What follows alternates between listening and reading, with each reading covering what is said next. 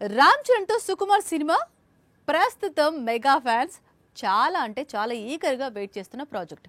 కానీ ఎప్పుడు ప్రారంభిస్తారు, ఎప్పుడు రిలీజ్ చేస్తారంటే సుకుమార్ కూడా మరో రాజమౌళిలా అయ్యాడు.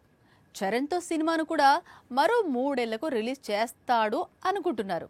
కానీ లెక్కల మాస్టర్ అక్కడ ఈసారి జస్ట్ 1 ఇయర్ చాలు అంటున్నాడు సుకుమార్. పుష్ప 2 లాంటి బిగ్గెస్ట్ బ్లాక్ బస్టర్ తర్వాత సుకుమార్ ప్రస్తుతం రామ్ చరణ్ తో చిత్రం చేసేందుకు సిద్ధమవుతున్నాడు. ఆల్రెడీ స్టోరీని కంప్లీట్ చేశాడని టాక్. మరి షూటింగ్ ఎప్పుడు అంటే రామ్ చరణ్ పెద్ది నుంచి ఫ్రీ అయినప్పుడేనట.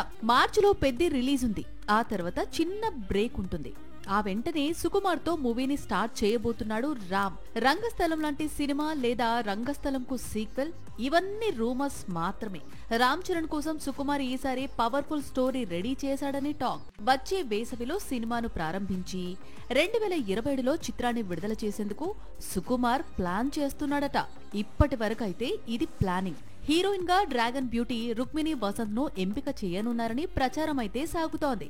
మొత్తంగా 2026లో పెద్ది, 2027లో రంగస్థలం కాంబో. మెగా ఫ్యాన్స్ కు ఇంతకంటే ఏం కావాలి? పేదవాడి పక్షాన నిలబడతాం, ప్రజా గొంతుకై నినదిస్తాం.